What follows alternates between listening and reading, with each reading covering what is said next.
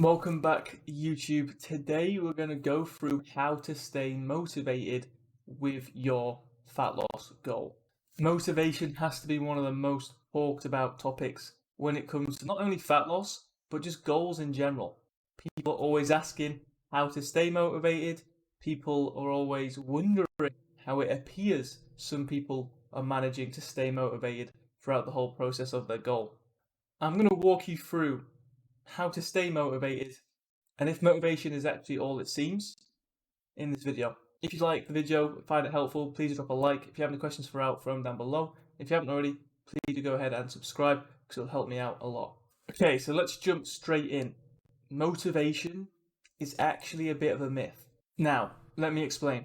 Now, internal motivation is the motivation we want to be worried about, okay?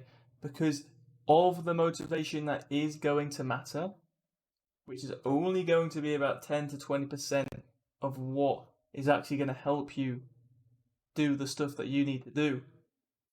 Internal motivation is what matters. Okay, internal motivation is the motivation that comes from within.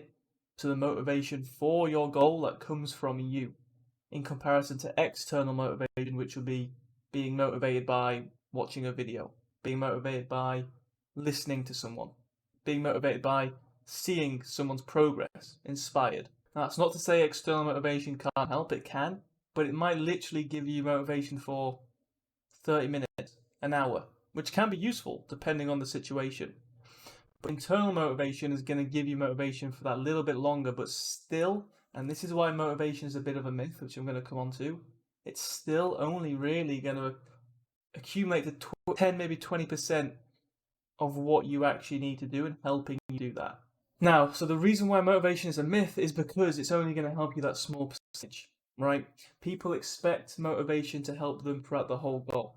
People expect them to feel motivated and be up here 90% of the time, when in reality, motivation is actually going to be very much of a wave. Okay, sometimes we're going to be very highly motivated, sometimes we're going to be very low in motivation. Okay, and it's going to come and go. However, the important thing is, whatever goal you're trying to do, is when motivation is low, which might very well be more than when it is high, you still need to be able to do what you need to do to get your results. And that's called consistency. Okay? So when people are looking at other people and going, how is that person motivated all the time? Or when people are talking to themselves and thinking, how do I stay motivated? The question is actually, how do I continue to do what needs to be done when my motivation is low? How does that person continue to do what they need to do when their motivation is low? That's the key, okay? Because motivation is never going to be sky high. I'm going to walk you through what you can do to make sure your internal motivation is there, but it's still never going to be sky high 24/7. So we're going to go on to in a minute after this video what we need to do to make sure we're still doing what needs to be done when motivation is low, which will happen. Okay, so how try and make sure your internal motivation is up there. And again, it's not going to be up there 24/7. And again, I genuinely believe motivation only equates to 10 to 20% of helping you do what needs to be done, right? However, it is important to understand your internal motivation because it can help, okay? Especially when, maybe you're not feeling too great, when the other things we're going to talk to or about in a minute potentially fail, you might have to revert and rely on your internal motivation. Now, the way to unlock that internal motivation is what I like to call your why. Your why is simply the reason and the deep, deep reason for your goal. So, there's a little bit of a practice you have to do here to understand and unlock your why, and that is simply ask yourself the question, why is this my goal? However, whatever answer you give yourself, you have to ask yourself why again to that answer, and you have to repeat that process as many times as you can until you find the real reason as to why you have your goal. For example, if we're looking at fat loss, why do I want to drop body fat? Your answer might be, I want to feel more confident, I want to feel happier. The question then is, well, why do you want to feel more confident and happier, or why is dropping body fat going to help you feel more confident and happier? Your answer to that might be, you don't currently like the way you look. You then ask, okay, well, why don't you like the way you look right now? What is it about the way you look? How does that make you feel? When you keep asking these sort of questions, you might come to realize that you don't like the way you look because it makes you feel as though you can't accomplish or you can't achieve the things that you want, right? You want this ideal, picture, this image of how you want to look, and you don't like the way you look right now because you feel like that's not achievable. Okay, and you might start to understand that it comes down to a self-belief issue. And you might even find that self-belief issue goes back even to when you were younger, and maybe at school, maybe past experiences, whatever it might be. But when you unlock that deeper reason, you now have something that really matters to you, something that you really care about to help motivate you.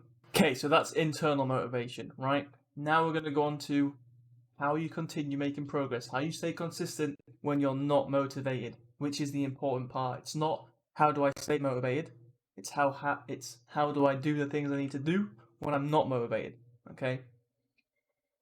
So this is motivation. As we know, it's going to go up and down. You can have peaks, you can have very low points, okay?